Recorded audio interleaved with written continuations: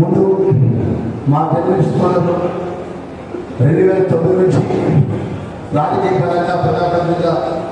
ఓడిన కృష్ణ మీ మధ్య ఉన్నటువంటి అన్నగా 2 సంవత్సరాల క్రితం సామాన్యమైన వ్యక్తి, ఒక సామాన్యమైన కాంగ్రెస్ కార్యకర్తగా ఈరోజు 2 సంవత్సరాల తర్వాత 18 నెలల తర్వాత ధర్మపురి ప్రజల ఆశిస్తున్నప్పుడు ఆ లక్ష్మీనరసింహ స్వామి దయతో శాసనసభ్యులుగా, ప్రభుత్వగా, రాష్ట్ర కేబినెట్ మంత్రిగా మీ మధ్యలో ఈరోజు ముఖ్య అతిథిగా రావడం ఎంతో ప్రేమతో అందరూ స్వాగతం పలికి మా అన్న మా మంత్రి అంటే ప్రారంభమని నా నిజంగా పూర్వజన్మ నా అదృష్టంగా భావిస్తున్నాను. ఎందుకంటే సామాన్యమైన వ్యక్తి ప్రజల యొక్క ఆశీస్సులు, ప్రజల యొక్క ఆశీర్వాదం ఈరోజు ఆ ఓట్ల ద్వారా గెలిపించి ఈరోజు మంత్రిగా ఈ జిల్లాకు బాధ్యత తీసుకున్న సందర్భంలో కూడా ఎక్కువ మాట్లాడకుండా కళ పట్టుకొని మన రాష్ట్రం రావాలి, మన రాష్ట్రంలో పత్రికా పరంగా బాధ్యత నిర్వహించి ఆ రోజు ఎన్ని ఇబ్బందులున్నా, ఎన్ని కష్టాలున్నా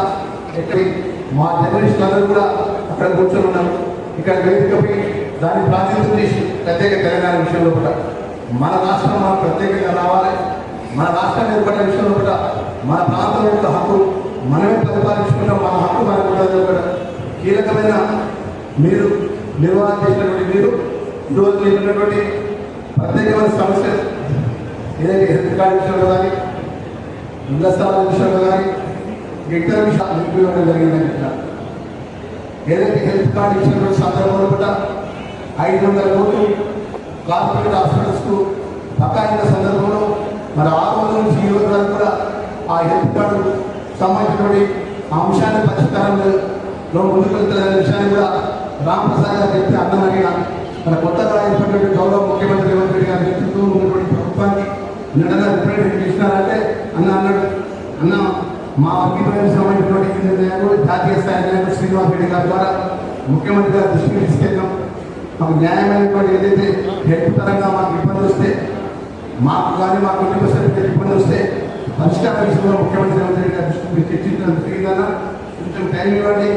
తప్పకుండా పరిష్కారం చేస్తారని చెప్పి వారు మాట్లాడిన విషయంగా రామప్రసాద్ చెప్పడం జరుగుతుంది. ఏదేమైనా ఇప్పుడు పెద్దలు వేదికపై పెద్దలు అందరూ కూడా మా జర్నలిస్టులకు సంబంధించిన న్యాయమైన సమస్యల విషయంలో కూడా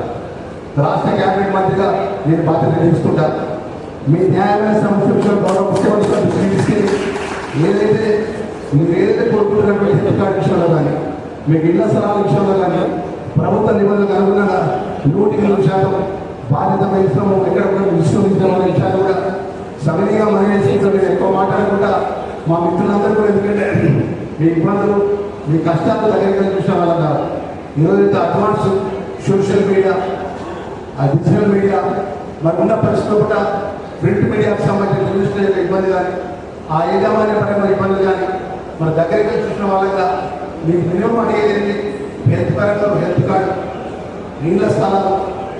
ప్రభుత్వ పరంగా మీకున్నటువంటి ఏదైతే మీకు రావాల్సిన రాయితీ విషయంలో ప్రభుత్వాన్ని కోరడం జరుగుతుంది. మీకు అందరి తరఫున ఇక్కడ వేదికపై మేము అందరం ఉన్నాం, నాయకులందరం పార్టీలకు అతీతంగా కూడా గౌరవ ముఖ్యమంత్రి వర్గ గారికి తప్పకుండా ఈ విషయాన్ని మేము తీసుకెళ్లి వారి ద్వారా పాజిటివ్గా ఆలోచన పరంగా ఏదైతే నిర్ణయం జరిగే విధంగా మా బాధ్యత నిర్వహిస్తామన్న విషయాన్ని మా జర్నలిస్ట్ సోదరులందరూ కూడా మనం చేసుకుంటూ ఉంటారు. మేమందరం కూడా మీకు అండగా ఉంటాం. ఎక్కడ కూడా మీకు ఇబ్బందులు కష్టాలు కూడా మీరు ఎక్కడ కూడా వెనక్కి కాలేదనే విషయాన్ని మరొకసారి మనం చేసుకుంటూ మరి ఇంత గొప్ప కార్యక్రమంలో